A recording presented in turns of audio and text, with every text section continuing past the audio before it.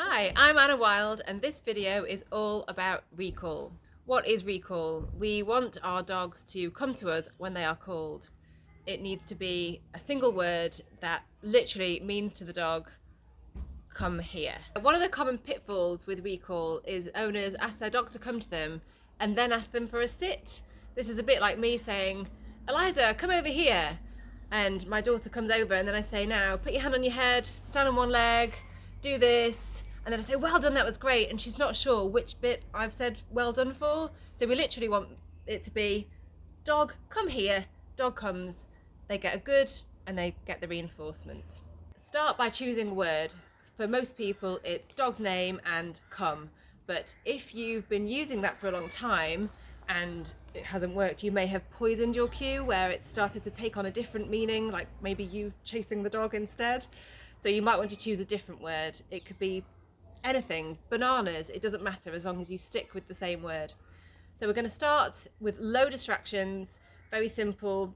Go into the garden, let your dog have a sniff around first to get that out of their system, and then say your dog's name and the word. Hopefully they'll come to you. Then we're going to mark it, for me that's good, and then reinforce with a treat. Okay, let's see it in action. Disco, come. Good.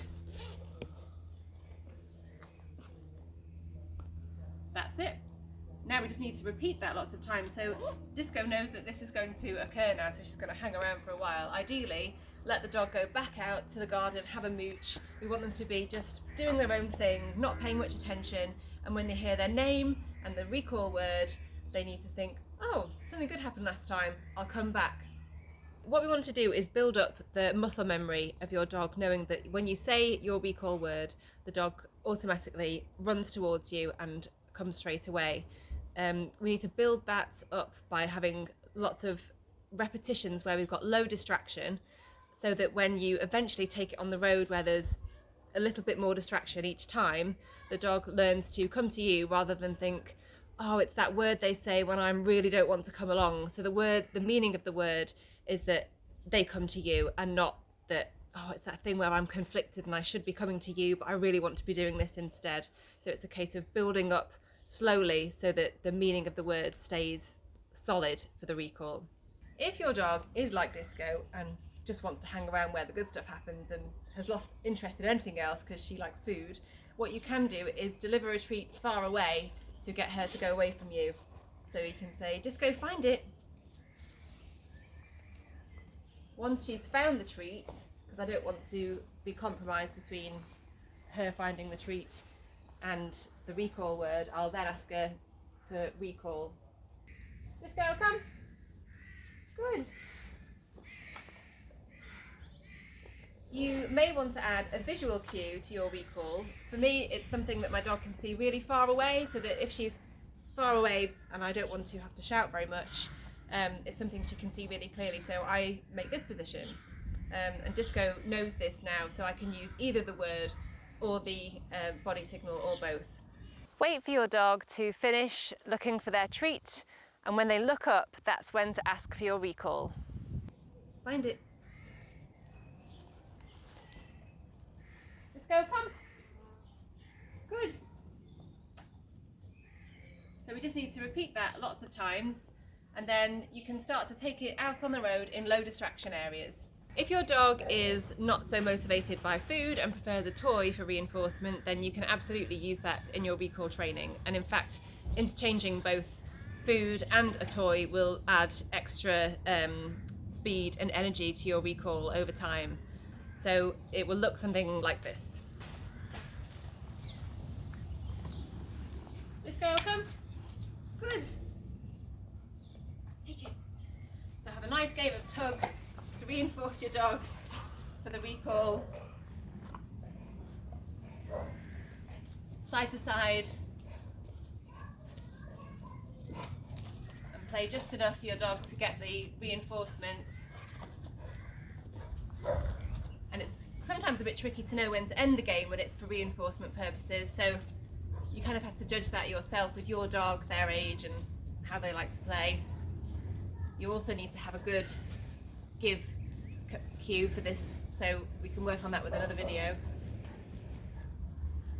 Okay, so I'm going to try and end the game here. Disco, give!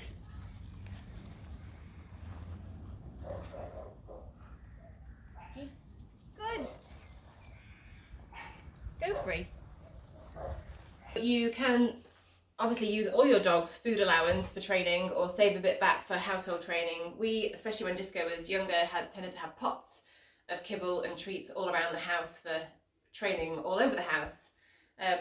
So you can do your recall training indoors as well. So ideally when your dog is least expecting it, Disco is very much expecting it just now, but you can have your pot of kibble on the side, and then wherever your dog is in the house, maybe they were just chilling somewhere, you can do the recall cue and then give them some reinforcements in the house. So if Disco was, let's imagine she's chilling out somewhere, it will look something like this. Disco, come! Good! And this can happen in lots of different places, not just the food place or the standard place or near the fridge, so that it doesn't get associated with a certain place. So you can start to build in some low distractions, and again it depends on what's a distraction for your dog. Here we've got some games and people at the park in the background, so that's quite a low distraction for my dog, so we'll give it a try. Disco, come! Good!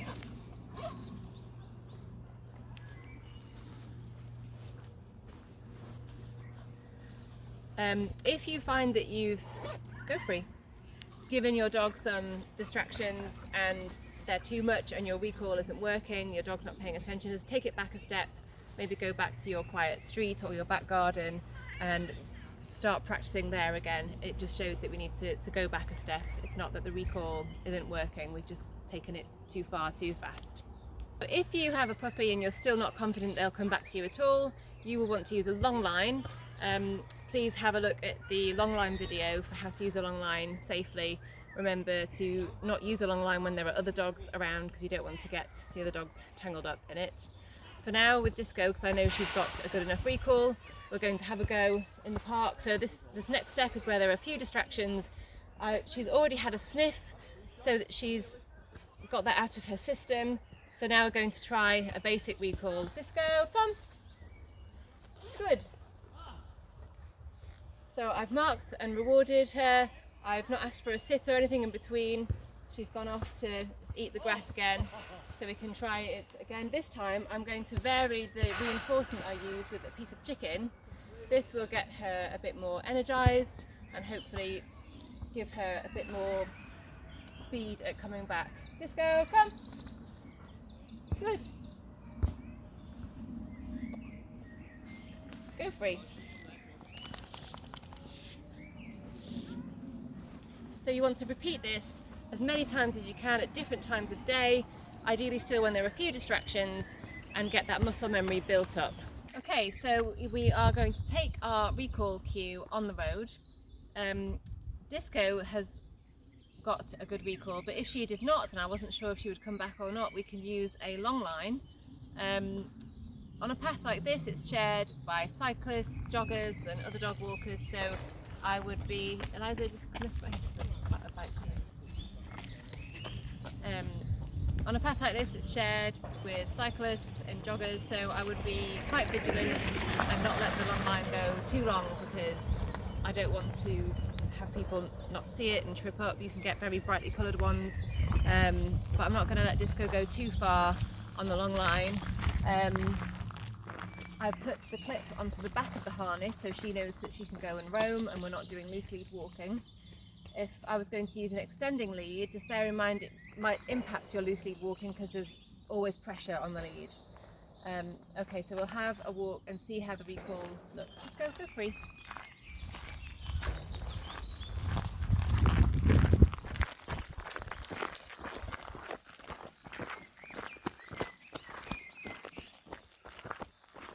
So I'm being careful around here to check and listen out for bikes and things, so that I can always get closer to Disco if a bike comes along. It's important to not let your long line trail on the floor. I've got it looped back and forth here, so if it did go tight it wouldn't wrap around my hand. And if I did come closer to Disco, I'd gather in the loose ends as I come close to let anything pass. Okay, so we'll try for recall. Let's go, come. Good.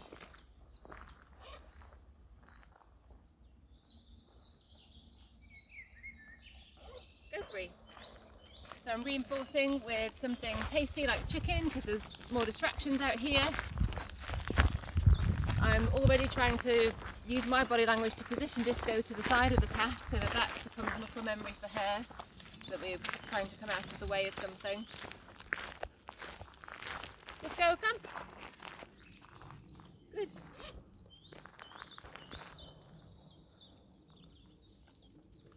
And when you feel confident, you can let your dog have their freedom. But before I do that for Disco, I haven't used her cue. Good. I'm going to reward her for not just running away. Good. Going to reinforce that again. And now, go free. So that your dog doesn't automatically run away from you straight away.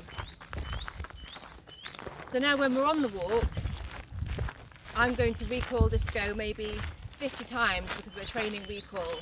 So each time I ask her to come to me, she gets her marker word, her reinforcement, and then she gets to go free again.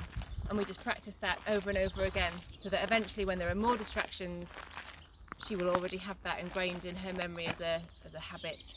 So you can start to get lots of practice in with your recalls. You can throw one treat on the ground for the dog to find it, and while you get some distance, then you can, when your dog looks up at you, ask for your recall. Disco, come. Good. Ready? Find it.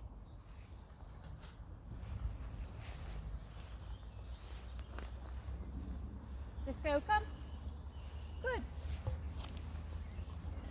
So I've waited for eye contact then, so that I know that she's thinking about running towards me and she's not still busy sniffing for that treat. You can also use a person to help you with this. Hi Eliza. What's happening? So Why glad am I you could here? drop by. So would you like to help me practice recall with Disco? Yeah. Okay, if you hold on to her harness. Now just stay there. Don't forget to let go. You ready? Disco, come. Good. Have you got some treats on you? Yeah. Would you like to have a go? No, you stand over there because you've got the distance then. Stay where you are. That's it. And then ask for a recall. Just go. Go. Just go. Lovely. You can add plenty of recall practice on your walks as you're walking along. So Disco, come. Good. She gets the good stuff. Go free. She gets to go away again. Disco, come. Good. Go free. And we can repeat this as many times as we like. Try to ask your dog to recall when you think that you've got the chance of success. If they've just gone off to investigate a picnic and there's a low chance of success, try not to poison your recall cue in that moment and choose a better moment. If you want to add a bit more speed to your recall, you can try using a ball and throwing that instead. Disco, come! Good! Doesn't matter if she's run away from me, the fact is she came towards me and got the reinforcement of being able to chase the moving object, which is really exciting for her. Every now and again, once every 6 months, you can give your dog a jackpot. This is a bit like gambling for dogs, and they will recall for the chance of that one time when they got kind of like a dog equivalent of a roast dinner. So here's Disco having her jackpot.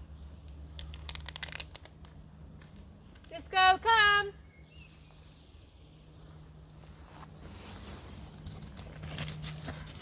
Good.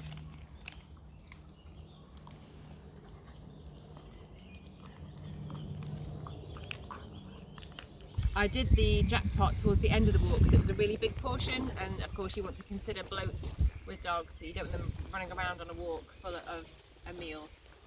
So either use a small portion if it's mid-walk, or do it at the end of the walk if it's a big portion like that was. Part of what's helped me to understand how to get a really good recall with my dog is reading this book, Total Recall, which I think is a fabulous title.